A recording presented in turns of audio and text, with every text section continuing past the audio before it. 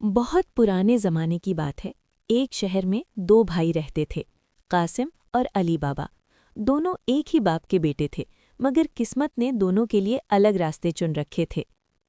قاسم نے ایک امیر عورت سے شادی کی تھی اور وہ ایک کامیاب تاجر بن گیا تھا۔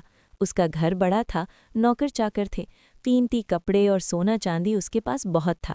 دوسری طرف علی بابا غریب تھا۔ وہ روز جنگل جاتا، لکڑیاں کاٹتا اور بازار میں بیچ کر بمشکل اپنے گھر کا خرچ چلاتا تھا۔ اس کی بیوی سادہ مزاج اور صابر عورت تھی۔ ان کے گھر میں نہ سونے کے برتن تھے، نہ قیمتی کپڑے، مگر دل صاف تھے۔ راز کا انکشاف۔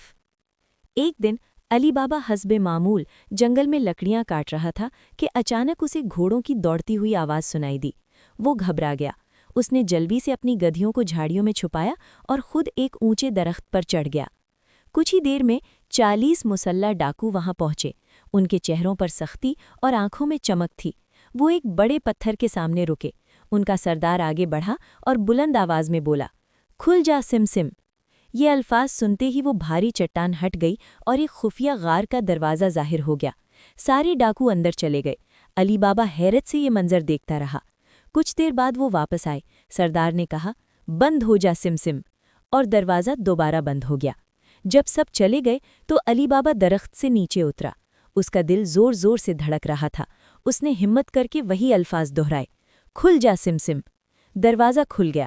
اندر کا منظر دیکھ کر وہ ششدر رہ گیا۔ سونے کے سکے، ہیرے، جواہرات، قیمتی کپڑے اور خزانے کے ڈھیر لگے تھے۔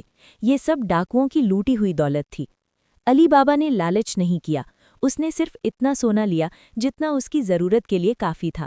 پھر بولا، "بند ہو جا سمسم"، اور گھر لوٹ آیا۔ غریبی میں پہلی خوشی۔ گھر آ کر اس نے اپنی بیوی کو ساری بات بتائی۔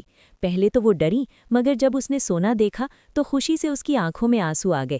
انہوں نے طے کیا کہ اس راز کو کسی پر ظاہر نہیں کریں گے۔ انہوں نے سونے کے سکوں کو گننے کے لیے قاسم کے گھر سے ترازو مانگا۔ قاسم کی بیوی نے تجسس میں ترازو کے پلڑے کے نیچے تھوڑا سا موم لگا دیا۔ جب ترازو واپس آیا تو ایک سونے کا سکہ اس سے چپکا ہوا تھا۔ قاسم کو شک ہو گیا کہ علی بابا کے پاس اچانک دولت کہاں سے آئی۔ لالچ کا انجام۔ قاسم نے علی بابا کو مجبور کیا کہ وہ سچ بتائے۔ آخرکار علی بابا نے سب کچھ بتا دیا۔ لالچ میں اندھا ہو گیا۔ اگلے ہی دن وہ غار پہنچا اور بولا، "کھل جا سمسم"۔ دروازہ کھل گیا۔ اندر جا کر وہ دولت دیکھ کر پاگل سا ہو گیا۔ وہ جتنا اٹھا سکتا تھا سمیٹنے لگا، مگر واپسی پر اسے جادوئی الفاظ یاد نہ رہے۔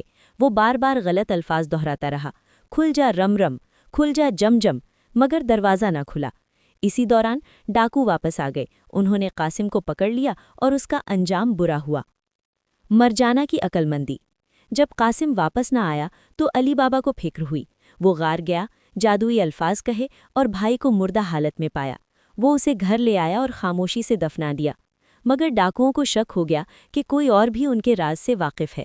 انہوں نے علی بابا کا پتہ لگانے کی کوشش کی۔ یہاں علی بابا کی وفادار اور سمجھدار خادمہ مرجانہ نے کمال کیا۔ ایک دن ایک اجنبی تاجر تیل کے بڑے مٹکے لے کر آیا اور رات کو ٹھہرنے کی اجازت مانگی۔ دراصل وہ ڈاکوؤں کا سردار تھا اور مٹکوں میں باقی ڈاکو چھپے ہوئے تھے۔ مرجانہ نے رات کو مٹکوں سے سرگوشیوں کی آواز سنی۔ اسے شک ہو گیا۔ اس نے ہوشیاری سے گرم تیل لا کر ان مٹکوں میں ڈال دیا۔ یوں ڈاکو مارے گئے۔ بعد میں اس نے سردار کو بھی چالاکی سے ختم کر دیا۔ انجام۔